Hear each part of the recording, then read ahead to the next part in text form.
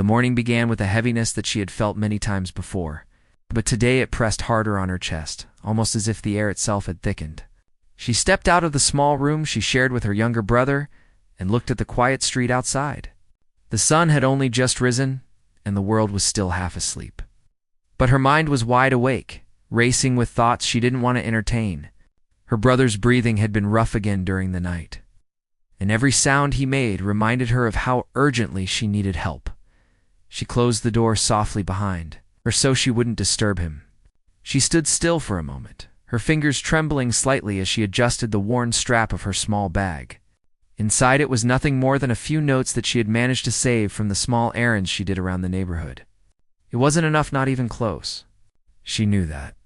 But she also knew that staying home wouldn't change anything. So she took a deep breath and started walking. The street was lined with small shops, most of them still closed. The smell of fresh bread from the bakery on the corner drifted toward her, and she felt a strange mix of comfort and sadness. She remembered how, years ago, she and her brother would save a little money just to buy one warm loaf and share it on the way home. Those days felt distant now, buried under worry and responsibility. As she reached the bus station, she paused. The place was already filling up with people workers rushing to their jobs. Mothers pulling their children along, young students laughing with friends. She watched them for a moment and felt completely apart from all of it. Everyone seemed to be moving with purpose, with plans. She, on the other hand, was moving because she had no choice. She walked through the crowd, her eyes scanning for familiar faces. There were a few people she knew, shopkeepers who had seen her grow up, neighbors who would greet her with polite smiles. She approached the first shopkeeper, a man she had known since she was a child. He was arranging boxes near the entrance of his shop. She greeted him softly, and he looked up with a tired smile. "You're out early," he said. She nodded and explained her situation as calmly as she could, though her voice wavered slightly. She didn't want to sound desperate even though she was. She told him how her brother had fallen sick again, how the medicine they had wasn't working anymore, and how she needed money for proper treatment. The man's smile faded, replaced by a look she had seen many times, sympathy mixed with helplessness. He explained that business had been slow lately, that he had debts of his own, that he wished he could help but simply couldn't. She listened quietly, forcing herself to smile so he wouldn't feel worse. She thanked him and moved on. The next few shops brought similar results. Everyone cared in their own way. Some offered kind words. Some offered small amounts that barely made a difference. Some simply lowered their eyes because they didn't want to say no. Every rejection felt like another weight added to her shoulders. But she kept walking. By the time the sun was fully up, she had visited almost every familiar shop in the area. Her hope, which had been fragile to begin with, was now thinner than ever. She stepped away from the crowd and sat on a low wall near the edge of the station. For a moment, she buried her face in her hands. She wasn't someone who cried easily. Life had taught her to swallow her tears, to stay strong for her brother. But today, the pressure inside her chest grew so tight that she felt her eyes sting. She wiped them quickly before anyone could notice. She didn't want pity. She wanted a solution. She took a slow breath and lifted her head. As she looked around, her eyes fell on a man sitting alone on a bench a short distance away. He seemed calm, almost detached from the busy surroundings. While others were moving, talking, rushing, he sat still, watching people with a thoughtful expression. There was nothing extraordinary about him at first glance, plain clothes. A simple bag beside him, but something about his quiet presence made her pause. She looked away quickly, telling herself not to be foolish. He was a stranger. Asking for help from someone she didn't know felt like crossing a line she had never dared to cross before. But then she thought of her brother lying alone in the small room, his breathing uneven, his face pale. She felt the familiar knot in her stomach tighten. Her heart beat faster as she considered it. She had no money left, no one else to ask, no more time to waste. She knew she had to do something, even if it scared her. She stood up slowly, her legs feeling stiff from sitting too long. She smoothed her hair with her hand, trying to calm herself, though her fingers still trembled slightly. She took a small step forward, then another. Each one felt heavier than the last as she approached the man. She rehearsed what she would say in her head, but every sentence sounded weak or awkward. She wished there was a better way to explain her situation, a way that didn't make her sound helpless. But there wasn't. She would have to speak from the heart and hope he listened. She stopped a few feet from the bench. The man noticed her presence and looked up. His eyes were calm, not sharp or suspicious. "Just calm, sir," she began softly, her voice barely above a whisper. She almost backed away, but she forced herself to continue. "Can I ask you something?" He nodded once, giving her space to speak. She swallowed hard before explaining her situation. She told him about her brother, about his condition, about how she had spent the morning looking for help. She tried to keep her voice steady, but there were moments when it shook. She didn't exaggerate anything. She just told the truth. The man listened quietly. He didn't interrupt or ask questions right away. He didn't look impatient or uncomfortable. He simply listened, as if her words genuinely mattered. When she finished, she lowered her eyes, afraid to see disappointment on his face, afraid of another refusal, afraid that all of this had been a mistake. There was a long pause. Then, in a calm voice, he asked her, "What is your brother's name?" She lifted her eyes slowly, surprised. No one else had asked that. Not one person she had approached that morning had wanted to know anything beyond the problem itself. She told him the name. He nodded thoughtfully, as if committing it to memory. "How old is he?" he asked. She answered again, growing more confused. Why was he asking these things? Was he doubting her story? Was he trying to judge her? She couldn't tell, but his expression remained the same, calm, steady, quietly focused. After a moment, he asked, "How long has he been sick?" She explained everything she knew, the symptoms, the days he had struggled, the nights she had stayed awake listening to him breathe, the small treatment she had tried that hadn't worked. She admitted her fears, which she rarely did with anyone. When she finished speaking again, the man leaned back slightly, thinking. She waited silently, her hands clasped together so tightly that her fingers hurt. Finally, he looked at her and asked a question she didn't expect. "Would you trust me if I said I can help?" Her heart skipped a beat. For a moment, she didn't even answer. She wasn't sure if she had heard him correctly. No one had said anything like that to her all morning. Everyone had been kind, but cautious. Sympathetic, but distant. No one had offered real help. She stared at him, searching his face for any sign of insincerity. But there was none. His expression remained calm, but now there was something else in his eyes, something she couldn't quite name. It wasn't pity. It wasn't doubt. It was something closer to understanding. She found herself nodding slowly. She didn't know why. Maybe it was because she had no other options. Maybe because she sensed something genuine in him. Or maybe because sometimes even the strongest people needed someone to trust. He stood up, picking up his small bag. "Take me to him," he said. She blinked in surprise. You want to see him?" "Yes," he replied softly. "If I'm going to help, I need to understand the situation fully. Lead the way." For a moment, she couldn't move. Her mind struggled to process everything that was happening. A stranger, someone she had never met before, was offering to follow her home and help her brother. But then she thought of her brother again, lying weak and waiting. That thought gave her the strength she needed. She nodded and started walking. The man walked beside her, not too close, not too far, keeping a respectful distance. Neither of them spoke during those first few minutes. But the silence felt strangely comfortable, as if words weren't needed yet. As they made their way through the streets, she wondered what kind of person he was, why he had agreed to help, why he had listened so carefully. She wanted to ask, but she didn't know how. All she knew was that something had shifted inside her, a small spark of hope. She hadn't felt in a long time, and she didn't know it yet. But this moment, this walk with a stranger, was the beginning of a change that would shape the rest of her life. She walked ahead slightly, leading the stranger through the busy streets that had been part of her life for as long as she could remember. The morning rush had settled into a steady rhythm, but she felt anything but steady. Her mind kept drifting back to the moment he had agreed to help her. It didn't feel real yet.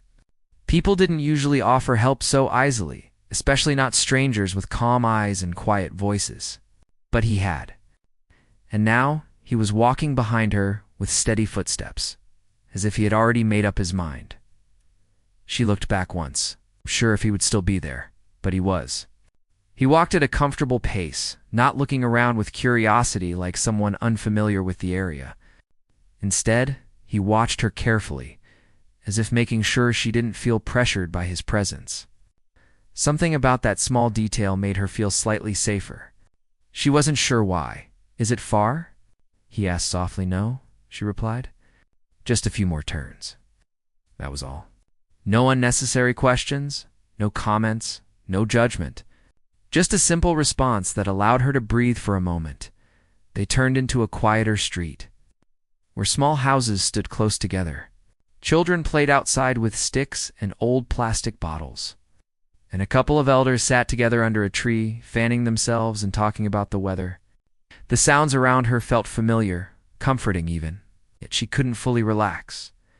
As they walked, she tried to sort through her thoughts. She didn't know anything about the man walking beside her. She didn't know his name, his job, or his reasons for wanting to help. But she did know he had listened when others hadn't, and she knew he had asked questions that showed he cared about more than the problem.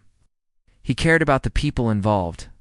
After a short walk, they reached the small alley that led to her home. She slowed down as they approached the narrow path. The air felt a little heavier here, but she had become used to it. The walls were close together, and clothes hung above the walkway, forming a thin shade. "This is where I live," she said quietly. He nodded, taking in the surroundings without a single sign of judgment. She noticed that most people who visited this area for the first time reacted with discomfort or pity. He didn't. He simply followed her calmly. She walked to the door of her small home and paused. Her hand rested on the handle for a moment. She didn't know why she hesitated. Maybe because it felt strange to bring someone. She didn't know into the only space she and her brother had. Maybe because she didn't know how her brother would react.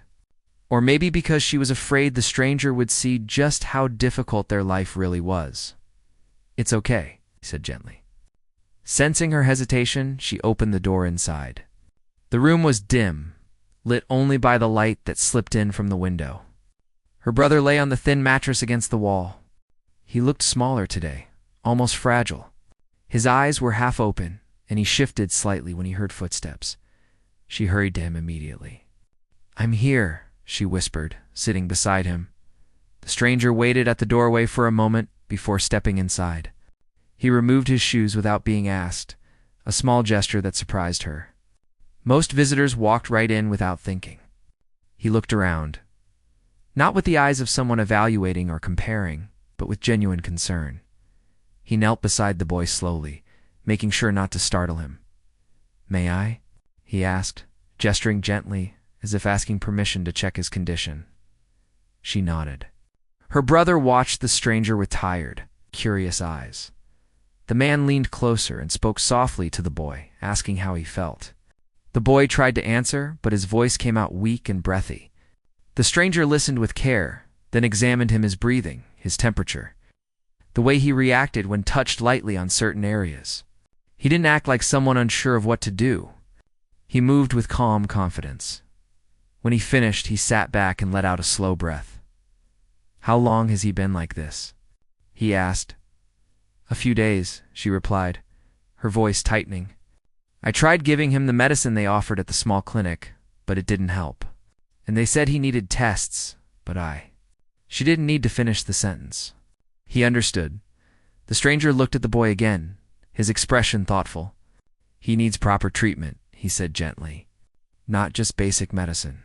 He needs to be seen by a doctor who can run tests and find out what's really wrong." Her chest tightened with fear. "I know," she whispered, "but I can't pay for it. That's why I was out today."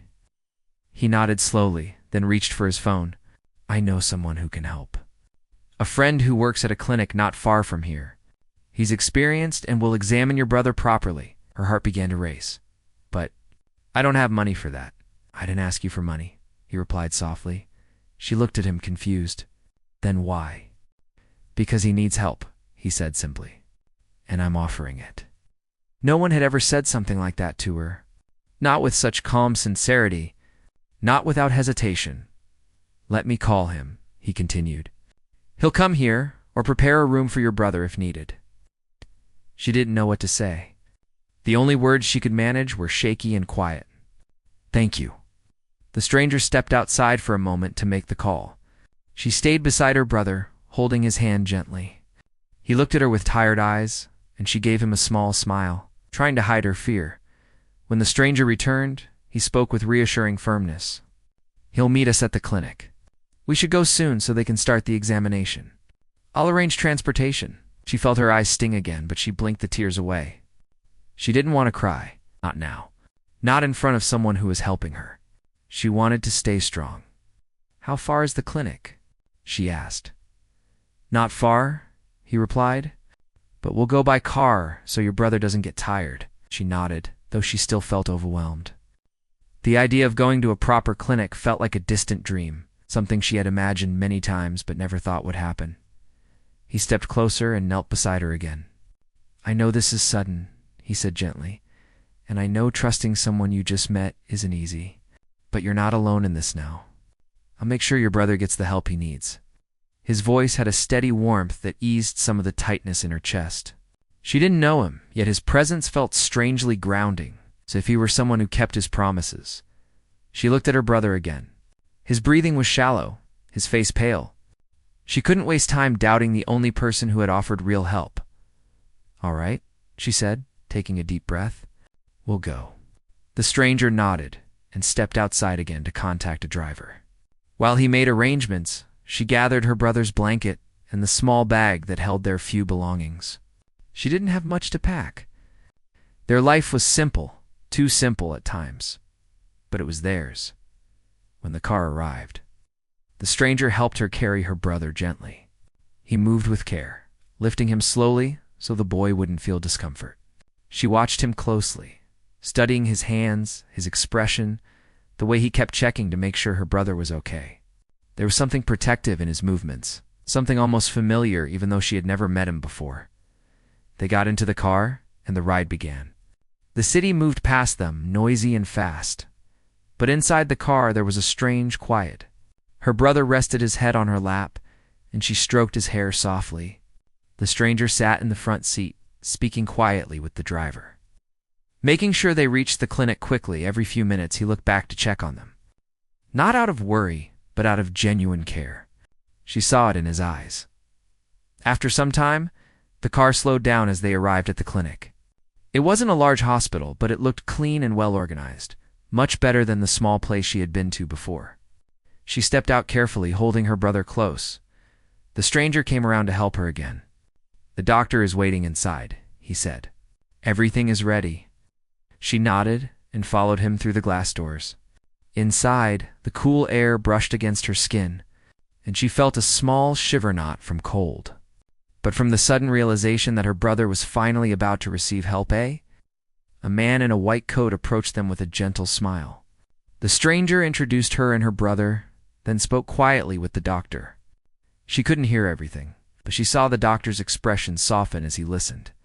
The doctor guided them to a small room and began checking the boy, asking questions and taking notes. The stranger stood near the wall, watching with a steady, reassuring presence.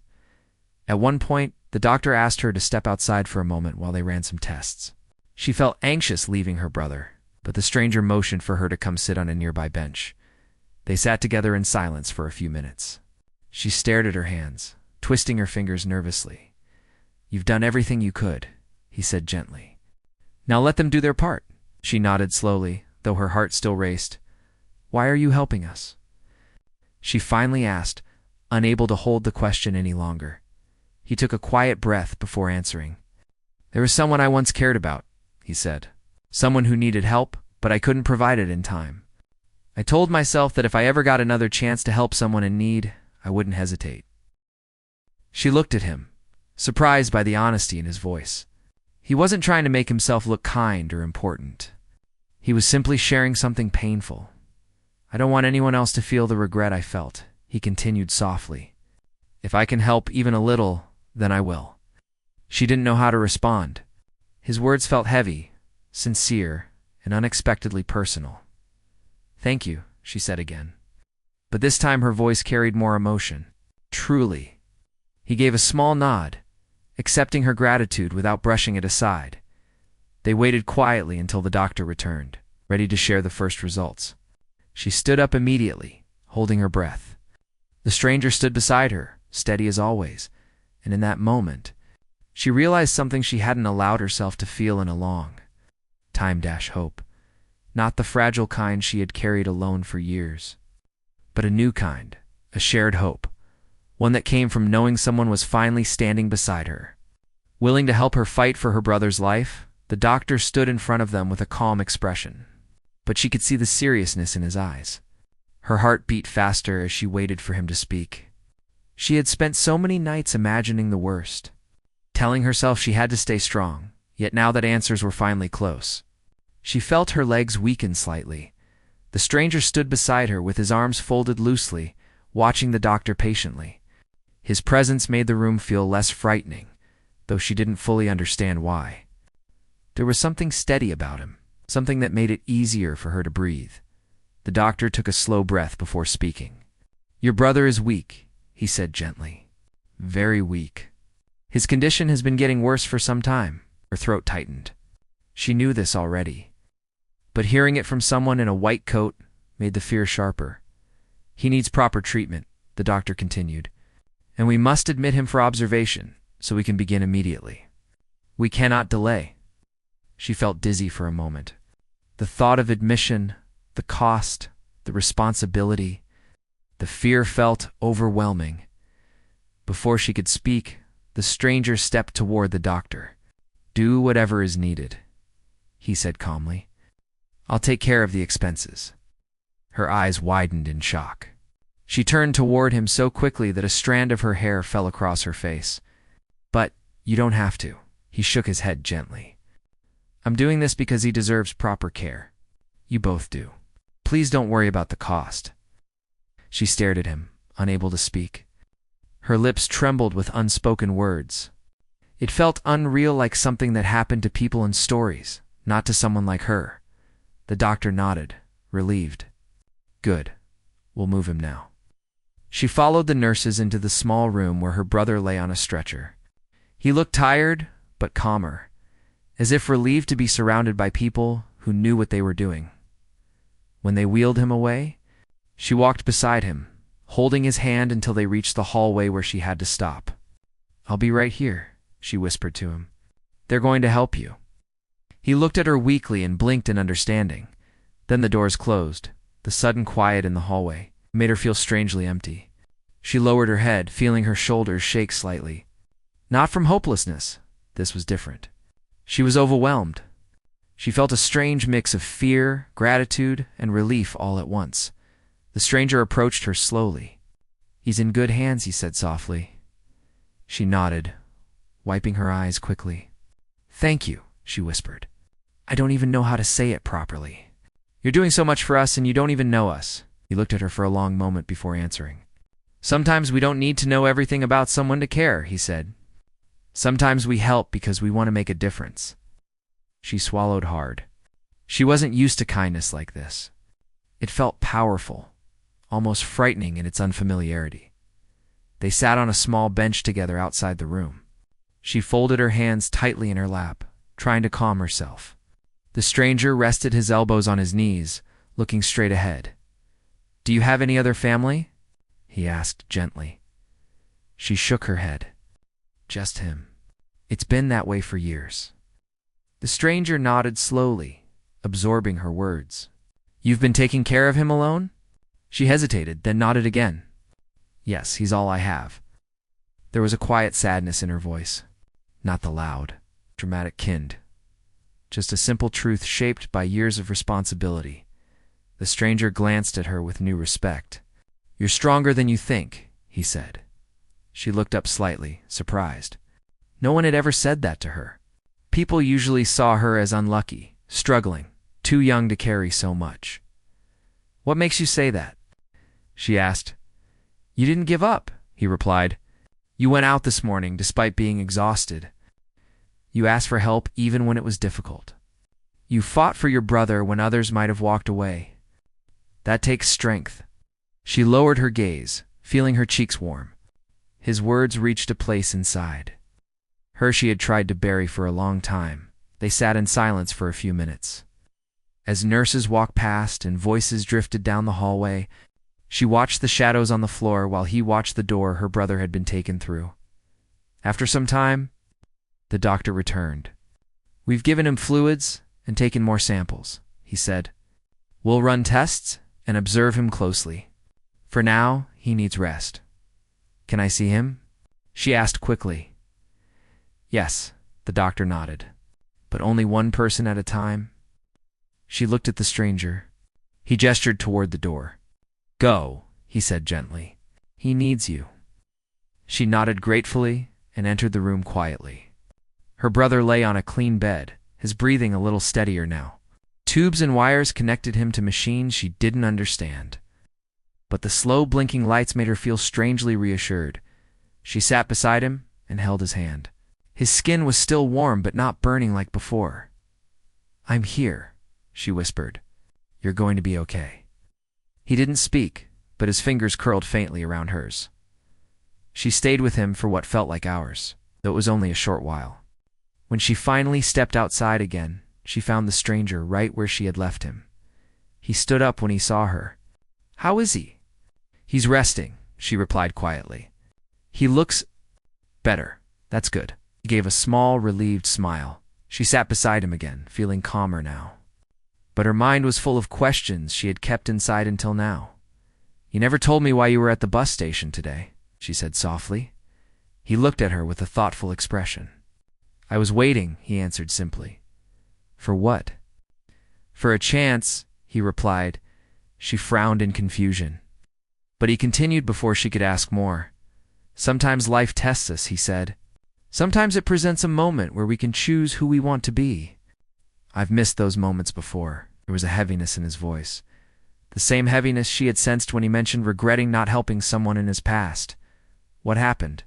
She asked gently. He hesitated for a moment as if deciding whether to speak, but then he nodded to himself. Someone close to me was very sick, he said quietly.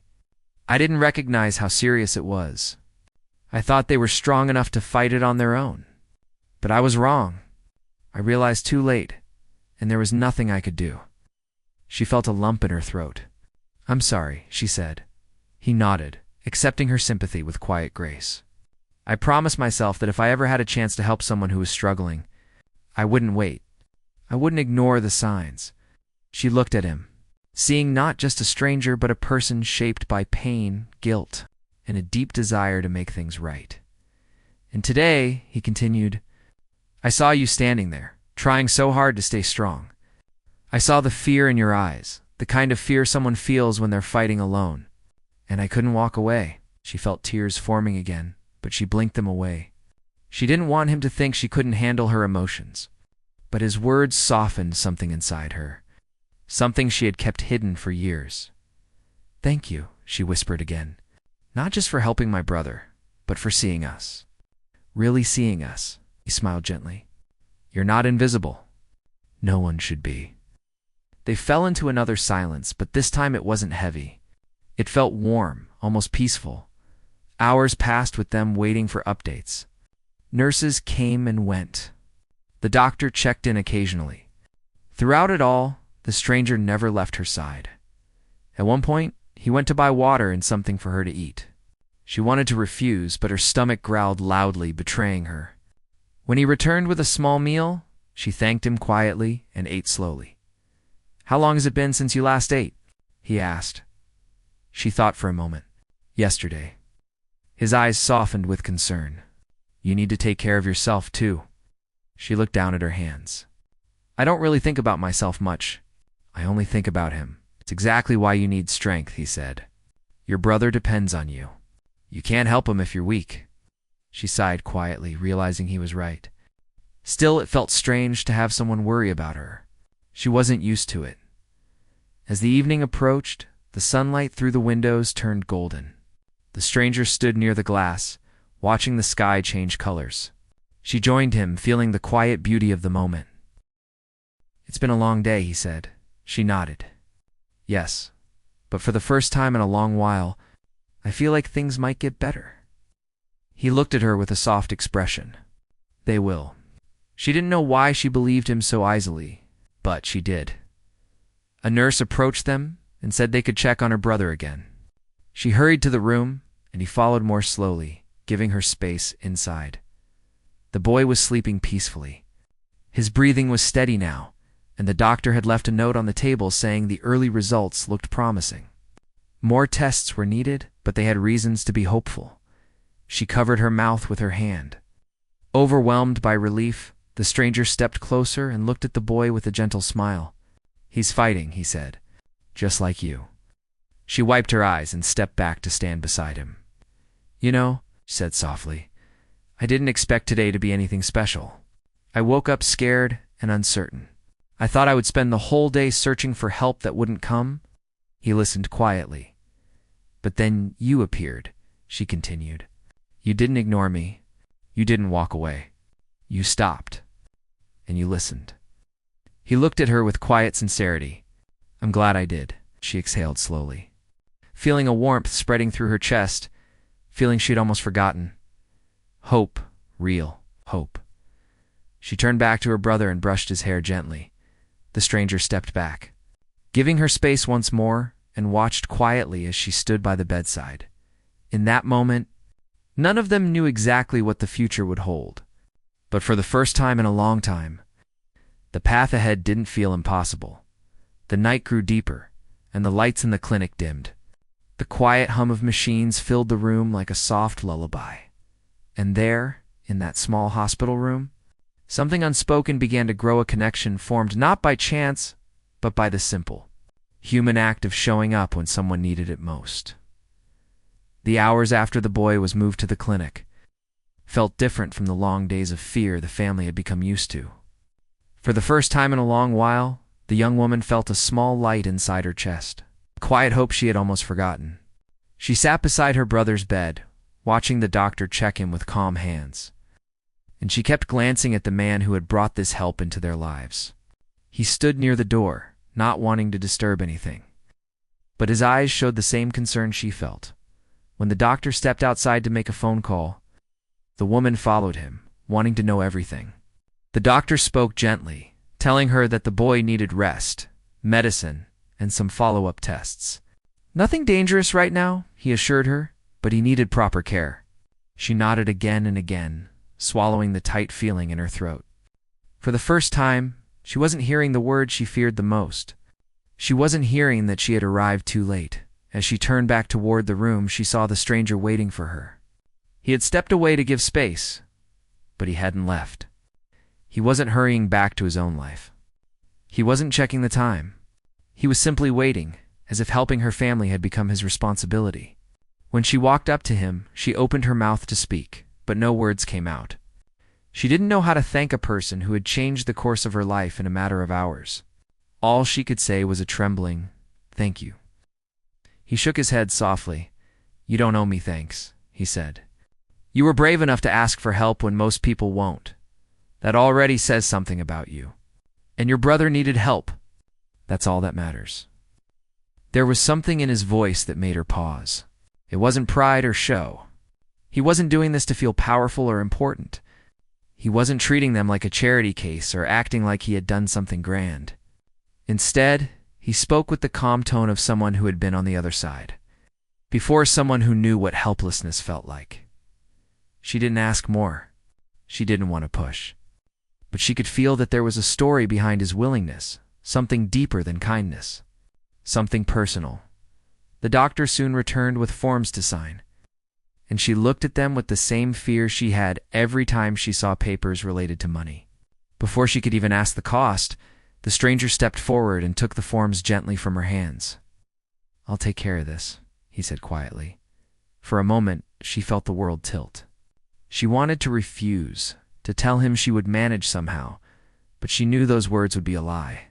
She knew she couldn't afford anything the doctor had just described, and she knew her brother's life mattered more than her pride. She let him handle the paperwork, but her chest tightened with confusion. Why would someone do this for her? Why would a stranger step into her life this way? When the boy finally fell asleep under the warm blanket, she stepped outside to breathe. The evening breeze brushed against her face as she stood near the clinic gate. A few people walked past on the street, unaware of the storm that had been inside her heart all day. She closed her eyes, letting the cool air calm her. She didn't hear the stranger walk up until he was standing beside her. "You haven't eaten anything since morning?" he said. "Let me get you something." She shook her head quickly. "No, I'm fine." "You're not," he replied, with the kind firmness that felt unusual coming from a stranger. "You need strength. Your brother will need you to be steady." The truth in his words left her silent. She didn't argue again. Instead, they walked to a small tea stall near the clinic. The owner greeted the stranger like he knew him well, which surprised her. The man was humble and simple in appearance, yet everyone around treated him with a quiet respect. Not because he was above them, but because he seemed familiar to them. Like someone who moved through life without drawing attention, yet leaving an impact. They sat on 2 stools while the tea boiled. She wrapped her hands around the warm cup, letting the heat settle her shaking fingers. "Can I ask something?" she said after a while. He nodded. "Why did you help us? You could have walked away." "You don't know me. You don't know my family." For a moment he didn't answer. His eyes rested on the rising steam of the tea. Then he spoke, his voice lower than before. "Years ago," he said, "someone I loved needed help. I didn't have enough. I couldn't save them." Her breath caught. She hadn't expected his answer to be this heavy, he continued. "Since then, whenever I see someone struggling the way I once did, I try to do what I wished someone had done for me. Not because I'm trying to fix the past. That's impossible. But because I would rather be the reason someone else doesn't carry the same regret." She looked at him more carefully now. His eyes held a sadness, but also a strength. Not the kind born from an easy life, but the kind formed by heartbreak. "I'm sorry," she whispered.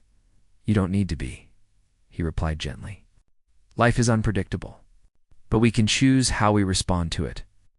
They drank their tea quietly. The night felt peaceful, and for the first time in years, she didn't feel alone in her troubles. The presence of this stranger felt like a shield between her and the world. When they returned to the clinic, her brother was awake. His eyes brightened the moment he saw her. She rushed to his side, rubbing his hair, whispering reassurances. The boy smiled weakly, and the stranger stood in the corner, letting the small family moment unfold. The doctor entered soon with the first set of medicines. The woman took the bag, but the doctor handed the bill directly to the stranger. She tried not to react, but inside her, a mix of gratitude and confusion twisted like a knot after making sure everything was settled. The stranger stepped outside the room and motioned for her to follow. When she joined him in the hallway, he spoke softly. "Your brother will need care for the next few days. I'll come by to check on him." She blinked in surprise. "You don't have to do that." "I know," he said, "but I want to." There was no insistence in his voice, no pressure, just sincerity. She nodded slowly, not trusting her voice. They walked to the end of the hallway, where a large window allowed the moonlight to spill across the floor. She didn't know how to describe the feeling inside her. It wasn't attachment, but it wasn't distance either. It was something new, something steady, like the beginning of trust. The stranger looked at the moonlit city for a moment, then turned to her. "You know, people think help must come from someone close," he said. "But sometimes the right people walk into your life at the exact moment you need them. Not because you planned it, but because life decided you couldn't carry the weight alone." She listened silently. She had never heard anyone speak this way. "I'm not here to make you feel small," he added. "I'm here because you and your brother deserve a chance. Everyone does." Her eyes softened. "Thank you. Truly." He nodded and stepped back. "Get some rest tonight. Tomorrow will be better." With that, he walked toward the exit, leaving her standing in the soft light of the hallway. She watched him go, feeling the strangest mix of emotions: relief, gratitude, and something she couldn't name. When she returned to her brother's room, she sat beside him again. She brushed his forehead gently and whispered, "You're going to be okay. We're not alone anymore." As the night settled around them, she felt something shift inside her. The world hadn't changed. Her struggles hadn't vanished. But now, there was someone out there who cared enough to stand beside her. She didn't know what tomorrow would bring, but for the first time in a long while, she believed it might actually bring something good. The next morning began quietly with a soft light touching the clinic windows. The woman woke up in the chair beside her brother's bed. Her neck ached from sleeping in an uncomfortable position, but she didn't mind. The first thing she did was look at her brother. He was breathing softly, his face far more relaxed than it had been in days. She placed her hand on his forehead. It wasn't burning anymore. His fever had gone down. A small smile spread across her face. She whispered a thank you, not knowing if she was saying it to life, to luck, or to the stranger who had stepped into her world out of nowhere. She looked around the room. The doctor had left a note on the table telling her the boy's vitals were stable, that he would return in an hour for another check. The medicine was neatly lined up beside a glass of water. Everything was in order. Everything felt calmer. A soft knock on the door made her turn. When it opened, she saw him again, the man who had changed everything. He carried a small paper bag in one hand. She didn't need to ask what it was. She had skipped dinner last night too. He gave her a small smile. "You should eat something before the doctor arrives." She didn't argue. She didn't pretend to be fine this time. She nodded and stepped outside with him while her brother slept. They sat on a bench near the clinic entrance. The morning air was cool and fresh. Birds were starting to move around on the wires above, singing as if the world was new again. He handed her a warm piece of bread and a cup of tea. She held them with both hands, grateful for the simple kindness. "You look tired," he said softly. "I am," she admitted. "But it's a different kind of tired today. My heart feels lighter." He nodded. "Your brother is strong. He'll recover quickly." She glanced at him with quiet appreciation. "Because of you." "Because of you," he corrected gently. "You fought for him. You asked for help even when you were scared to. That isn't easy." She looked down at her tea, a little embarrassed. "Most people turned me away." He didn't answer right away. He leaned back slightly, looking at the sky. "Sometimes people want to help," he said slowly, "but fear stops them. Fear of getting involved. Fear of responsibility. Fear of being fooled. But real kindness, it comes from trusting your heart over your fears." She wondered how someone who spoke so simply could say things that felt so honest and deep. It wasn't like he was giving advice. It was like he was speaking from experience. After breakfast, they went back inside. The doctor arrived and ran a few more tests. Each result brought more relief. Her brother's fever was gone. His breathing was normal. The medicine was working. The doctor smiled at her. "He's recovering well. If everything stays stable, he can go home after a few more checkups." Her eyes softened with gratitude. She looked at the stranger standing beside her. The doctor followed her gaze and nodded at him knowingly. As if he already understood the role the man had played in all this, she walked the doctor out, then turned to the man. "I don't know how to thank you," she said. "I don't think I ever can." He shook his head gently. "You don't have to. Just take care of your brother. That's enough. But you did so much." Her voice wavered. "More than anyone ever has for me." He looked at her for a long moment and spoke quietly. "Someone once told me that the best way to repay kindness is to give it to someone else. If someday you meet someone who needs help the way you needed it yesterday, help them. That's all I ask." Her lips parted as the words settled into her heart. She nodded, slowly but firmly. "I will. I promise." He smiled, small, genuine, warm. A smile that didn't demand anything in return. For the next 2 days, he continued visiting the clinic. Sometimes he brought food. Sometimes he brought books for her brother. Sometimes they just talked outside, letting the breeze carry away the heaviness of the past. Each day, she learned something new about him, not from what he said, but from how he behaved. He never bragged. He never drew attention. He never acted like he was doing something extraordinary. He listened more than he spoke. He noticed small things, like when her hands were shaking, or when her brother was bored, or when she looked too exhausted to stand. There was a calmness about him that made the world feel less frightening. On the third morning, after the final set of tests, the doctor said the words she had been praying for. "You can take him home today."